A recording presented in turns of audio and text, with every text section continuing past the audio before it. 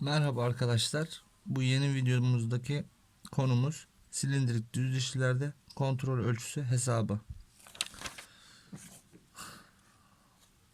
0.75 modül 58 diş bir çarkımız var ve bunun kontrol ölçüsünü hesaplayacağız. Kontrol ölçüsü modüle ve diş sayısına göre farklılık gösterir.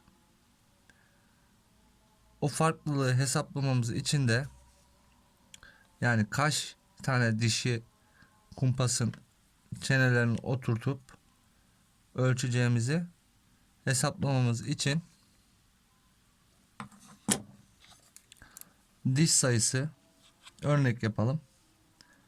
Modül 0.75 Z diş sayısı 58.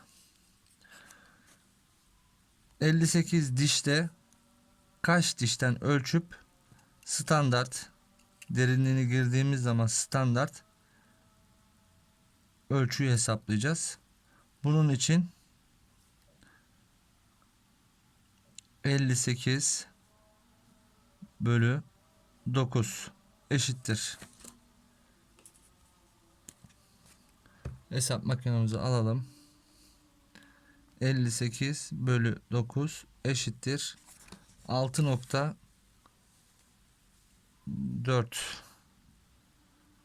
6.44444.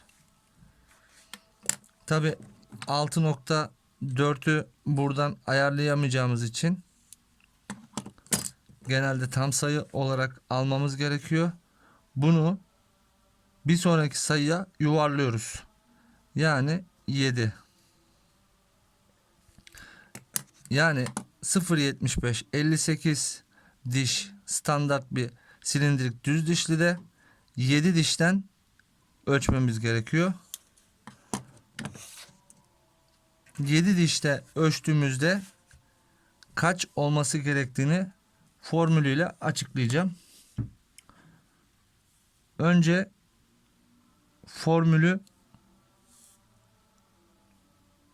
formülle hesaplarken ölçeceğimiz dişten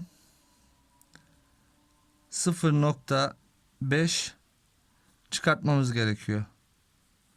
Yani 6,5. Bu bütün düz dişlilerde hesaplarken yapmamız gereken bir hesap. Yani ölçülecek diş sayısından yarım milimetre çıkartacağız. Hesap yaparken formülünü yazalım.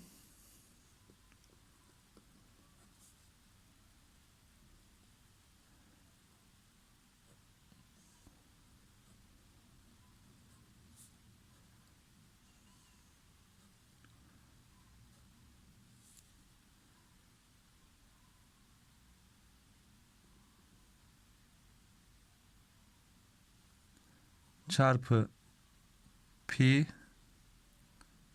artı sabit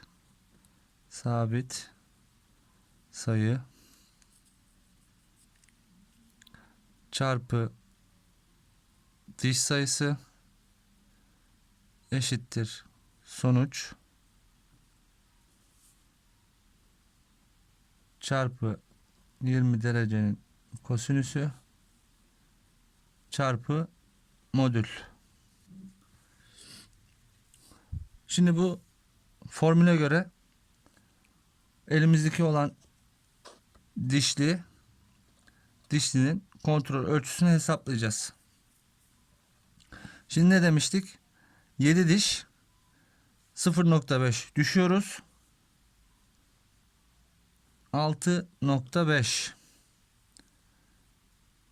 çarpı 3.14 artı sabit sayı. Sabit sayımızda 0.014 904 374 çarpı diş sayımız 58 eşittir, hesaplayalım, 6.5 çarpı pi artı 0.014 904 374 çarpı 58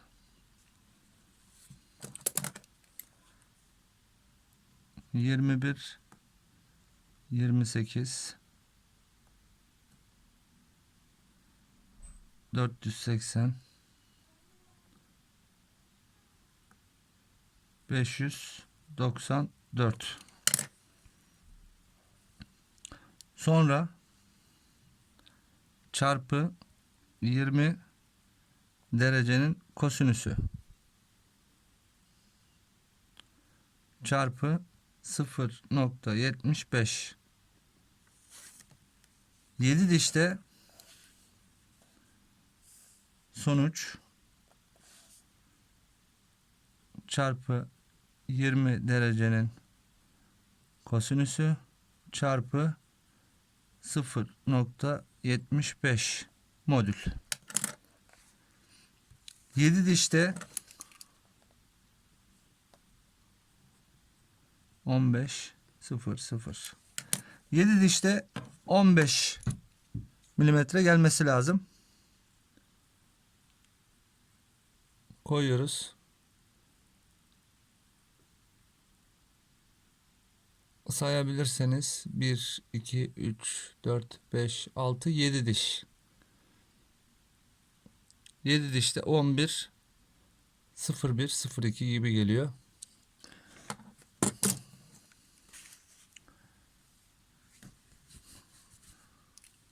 Bu kontrol ölçüsünün sembolü ise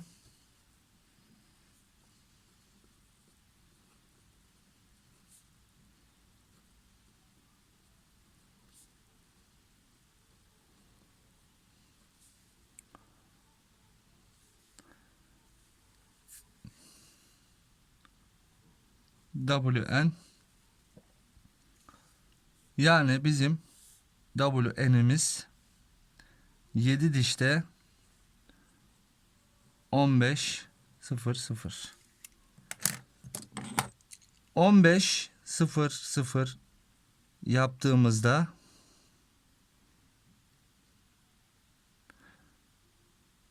standart bir 0.75 58 Z58 dişlimizin ölçüsü bu olması gerekiyor.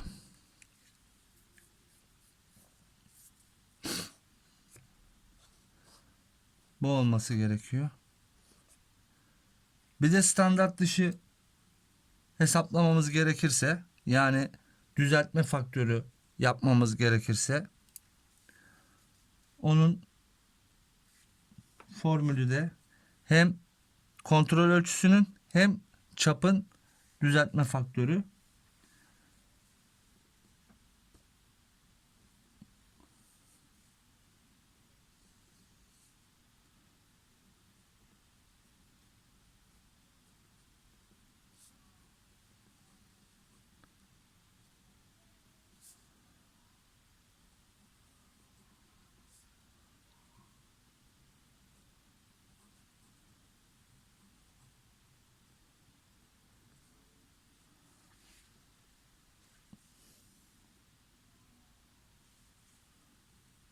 Ona da örnek gene elimizdekinden devam edelim. Modül 0.75 Z58. Şimdi daha önceki bir önceki videoda çap hesabını görmüştük. Standart çapımızı hesaplayalım.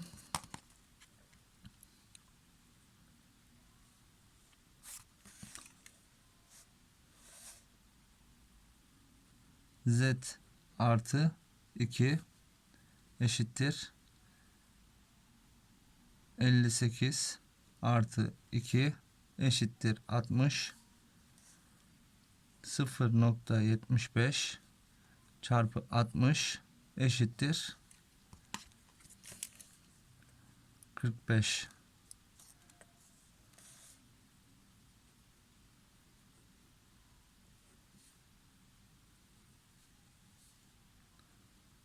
45. Şimdi çapta düzeltme faktörü ya da profil kaydırma diyoruz. Onu yapacağız.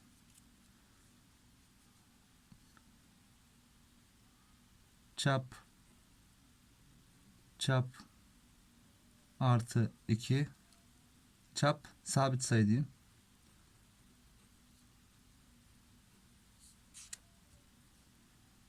Çarpı modül çarpı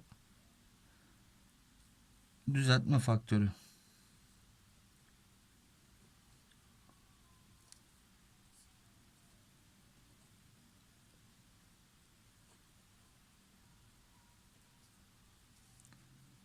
Eşittir sonuç.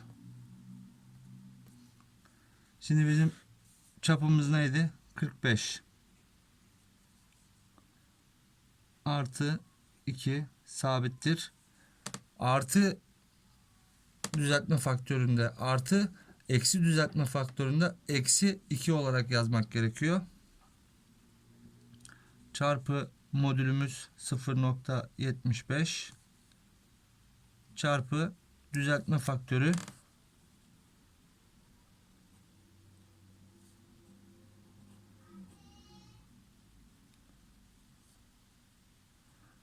0.5.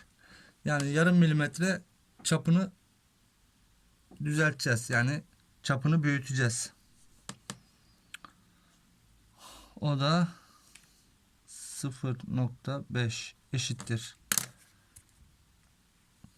45 artı 2 çarpı 0.75 çarpı 0.5 eşittir 45.75. 45.75 çapta düzeltme faktörü. Şimdilik bir sayfaya geçelim. Vn ölçüsünde düzeltme faktörü yapacağız. O da nasıl olacak? Bizim şimdi burada hesapladık. Vn ölçümüz 15. Şöyle gene modülümüzü yazalım. Mn 0.75 Z 58 kontrol ölçüsü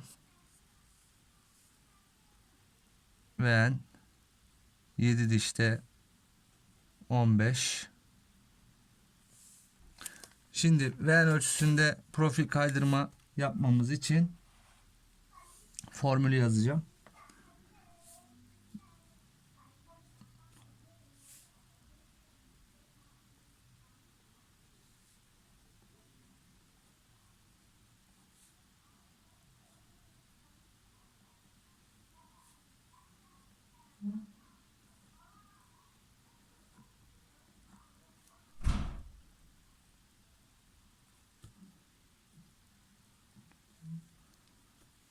Formül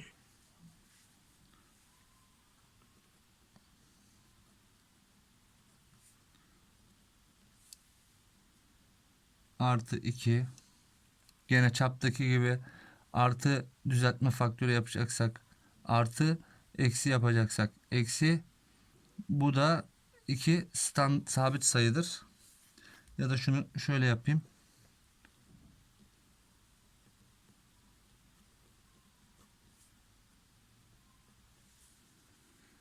Sabit sayı çarpı 0.5 kontrol ölçüsü düzeltme faktörü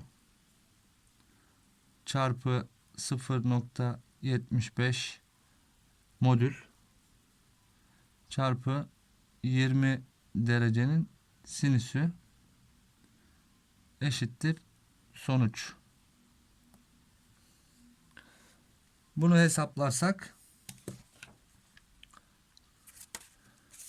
standart sabit sayımız 15,00 artı 2 sabit sayı çarpı 0,5 düzeltme faktörü çarpı 0,75 modülümüz çarpı 20 derecenin sinüsü eşittir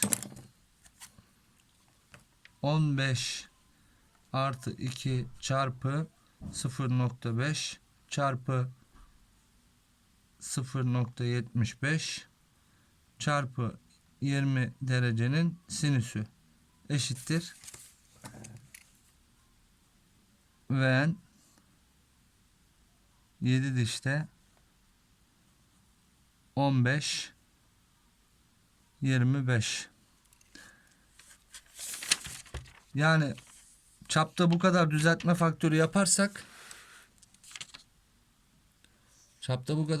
faktörü yaparsak Vn ölçüsünde de bu kadar düzeltme faktörü yapmamız gerekiyor. Buna bu yarım milimetre düzeltme faktörünün bize neden gerek var? Şundan var.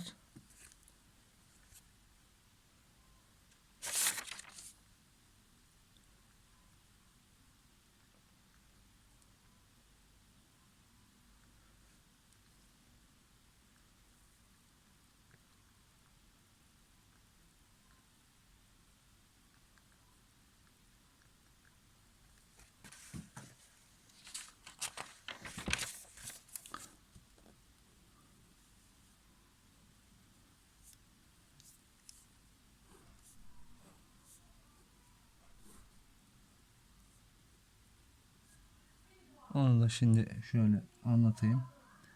43 nokta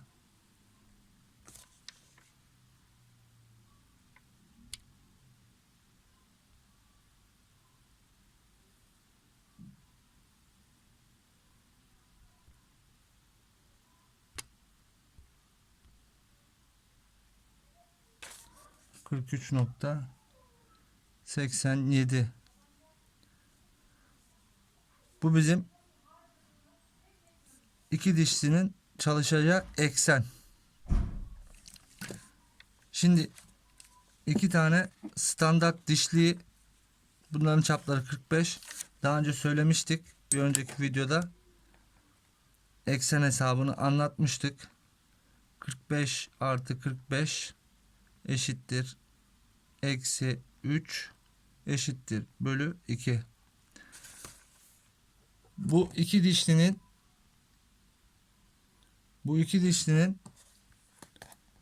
çalışması gereken eksen bu. 43,5. Ama 43,87 olsaydı eksen, bu dişlilerden birine profil kaydırma yapmamız gerekiyordu. Yani düzeltme faktörü uygulamamız gerekiyordu. Uygulamazsak ne olur? Dişler böyle ucuca çalışır ve zamanla bozulmalar olur. Düzeltme faktörü yaptığımız zaman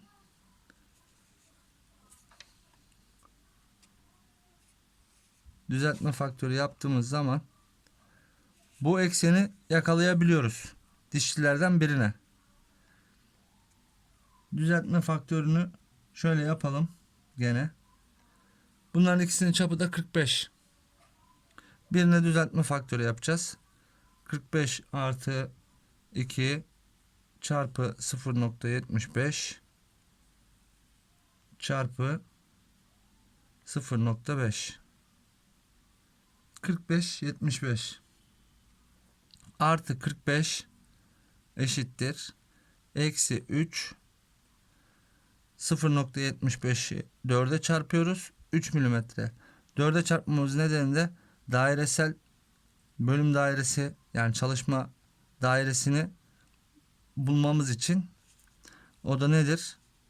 İşte 1, 2, 3, 4 dairesel olarak. Yarıçaptan bulmuş olsaydık 2 ile çarpacaktık modülü. Dairesel tam çaptan hesapladığımız için 4'e çarpıyoruz.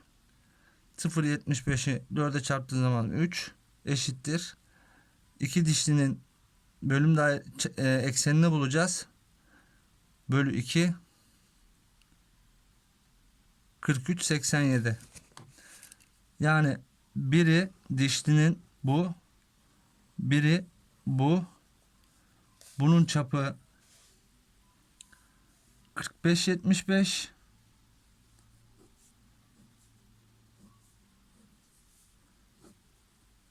...45... ...75... ...45... Bunu eşit miktarlarda da yapabiliriz. Mesela 45-75 değil de buna 0.25 profil kaydırma yaparız. Buna 0.25 profil kaydırma yaparız. Gene ekseni yakalarız. Biz ne yaptık? Tekini büyüttük. Tekini sabit bıraktık. İşte çapını büyüttüğümüz zaman profil kaydırma düzeltme faktörü uyguladığımız zaman doğal olarak ölçeceğimiz veren ölçüsü de değişiyor. Çap büyüdüğü için bu da genişlemiş oluyor. Bu videoda da anlatacaklarım bu kadar. Bundan sonraki videomuzda silindirik helis dişlilerin çap hesabı, veren hesabı, kontrol ölçüsü hesabı işleyeceğiz. Tabi helis dişlilerde düz dişlilere göre biraz daha fazla hesap gerekiyor. Çünkü her dereceye göre çapı değişiyor. Misal vermek gerekirse 3 modül 20 diş 15 derecenin çapı farklı. 20 derecenin çapı farklı. 30 derecenin çapı farklı. Onları da göstereceğim. Yardımcı olabildiysem hesap konusunda ne mutlu bana. Videoların devamı gelecek. Beğenip takip ederseniz, yorum yazarsanız sevinirim. Herkese iyi günler.